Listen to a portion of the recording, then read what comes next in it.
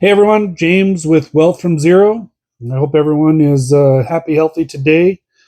Today I wanted to touch base on a couple things, two things. It's all under value, building value in the sales process.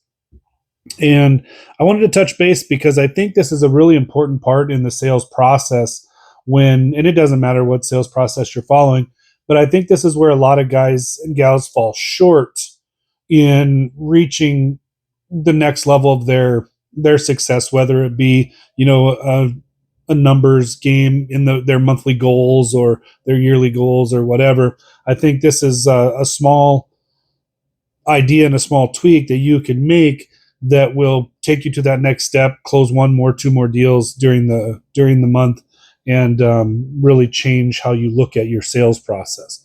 So the two ideas or the two thoughts that I'm having when I was reviewing a show that we had been to recently, and I was just thinking about my own working the show and my own pitches and stuff like I always do. When I talk to a customer and I don't get the deal, I kind of run myself back and sit down and, okay, where did that go wrong?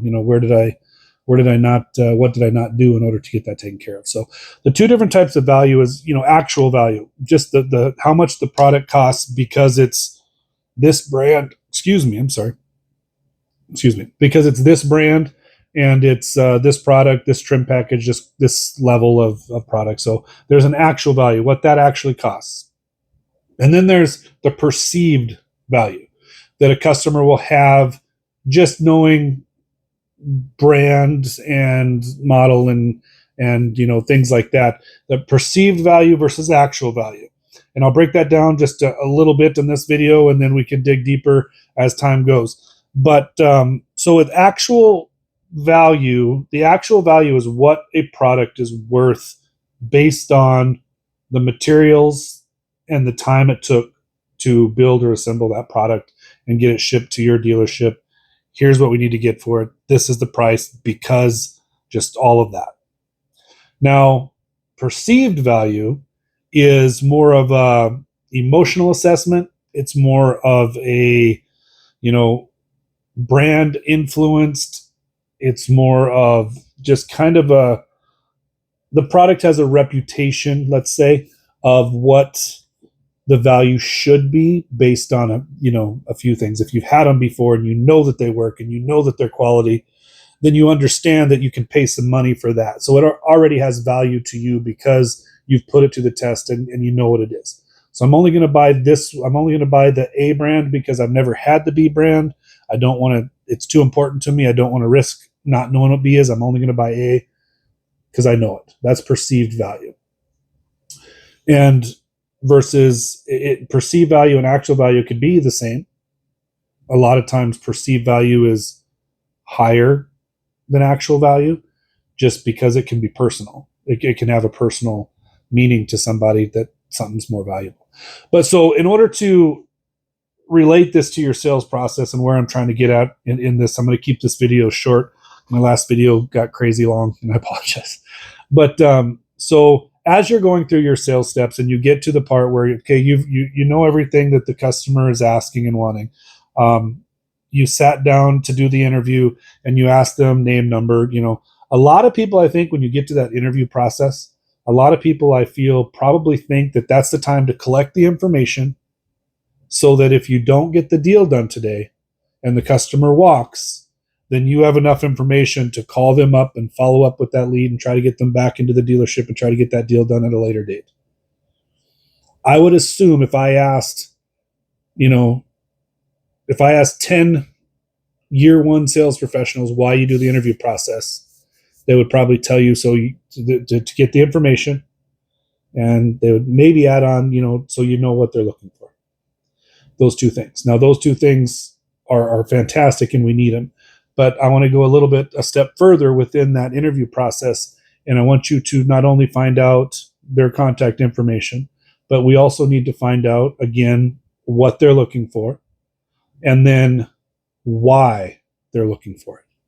The why they're looking for it is extremely important because that's where we start to get into the customer's perceived value. So with that being said, I want to just run you by a quick story that kind of sells the idea of what I'm talking about here. So years ago, and I apologize, I should have done some research before I told this story, and I could use the magic of video editing and just make a new video and do this. But the idea is I'm doing this from the cuff. This is all raw. I just, you're getting me, guys. With Wealth from Zero, you're just getting James and my knowledge and my processes. So this is how I'm going to do it. But the story is in New York City, and I believe it was in Trump Tower, and I think there was a vacancy in one of his stores within Trump Tower, and I believe it was a shoe store that closed. So they did a study, and I think it was CBS, ABC, one of the news networks, did a study on perceived value. And you can Google this and you can go back and find it. It's actually an interesting story. So what they did is they took Payless shoes. We all remember Payless from when we were kids, running around in $19 plastic shoes. But Payless was a store outlet, and I'm not even sure, they may still be in business. They're a store outlet where they sell economical shoes. So they took Payless shoes and they put Payless shoes into this high-end inside Trump Tower in New York City shoe store. So, Payless heels, Payless boots, Payless tennis shoes. They put them into this high-end store, and they had this big grand opening. People came in to the store, and the news people were there, and they were interviewing people as they were shopping, and people were talking about the fabrics, the leathers, how comfortable they were, how high quality the materials were, and all of this stuff about the shoes. And these shoes had $500, $600, $300 price tags on them, and people were paying that on the same pair of shoes they could have bought down the street in a Payless for $20. And so the study showed that the perceived value of branding and visual of what's all around it was so important that people, it wasn't really about the product. It was about what the perceived value was, and they were paying that based on that. So perceived value is extremely important. So ask not only, what they're looking for, but ask why they're looking for it. So I use car sales because it's so relatable, because everybody has had to buy a car. Everybody has had to go through that process. Then we got a lot of sales professionals in the auto industry because it's so big. So I refer to that in talking about training sometimes, just because it's so relatable. But let's just use like a Dodge 1500 pickup truck, where you ask the customer what they're looking for. We're looking for a half-ton Dodge truck. Okay, great. Are you looking for a crew cab? Yep, we're looking for a crew cab. Are you looking for, what color preferably? Oh, we want a black one. Four-wheel drive? Yes. Okay, so we ask them all that. Okay, great. I think we've got 3 or 4 that match that description out in the lot. Let's go take a look at that and see if there's anyone that you guys like. That would be a typical, running through the sales process with somebody. Let's slow it down and not only be like, okay, you're looking for a Dodge half-ton truck. Yep. Why? Is there any reason that you specifically want a Dodge half-ton? What if I had a 3/4 ton that was, color that you like? Would you want to go that? No, we really don't need a 3/4 ton.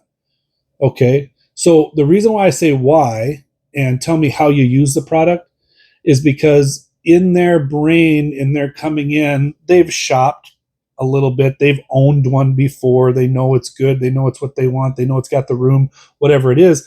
There is a perceived value there that I want to make sure and match my actual value to, so that when it comes time to sit down and go over the numbers, we're not worlds apart. Okay? You need to make sure that we're listening to the perceived value, and we're doing enough of our job to put that vehicle in that family's life throughout the process, so that their emotional perception of that, their brand influenced by that. I mean, we're making sure that we're matching not only their needs as far as just needing a vehicle, but the wants and the whys of wanting that vehicle. So just a little quick intake on perceived value versus actual value.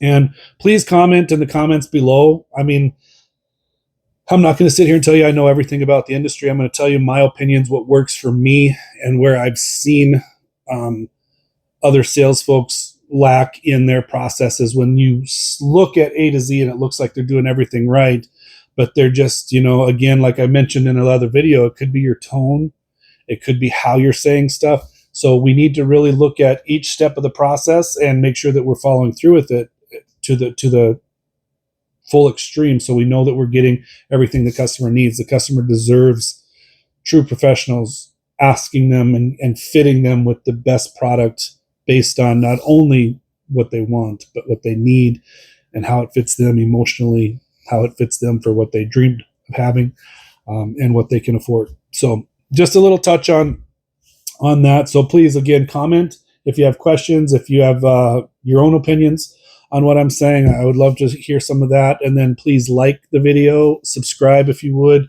And again, these videos they're just James. I'm raw. I'm not editing. Maybe I'll get into that as I learn more. I say wealth from zero because I have zero idea on launching a YouTube channel. I have zero knowledge on TikTok and Facebook and stuff as far as the back end and how it works to get the recognition and the clicks and everything on the videos to get those circulating. So it's a fun adventure for me, and I'm just hoping that I can take some of my knowledge and my experience, and some of others in the sales industry can learn something, and hopefully I can learn back from you all. So please like, subscribe, follow, comment, all the above, while we go through this journey together. You all have a good evening, and hopefully you enjoyed the video. Take care.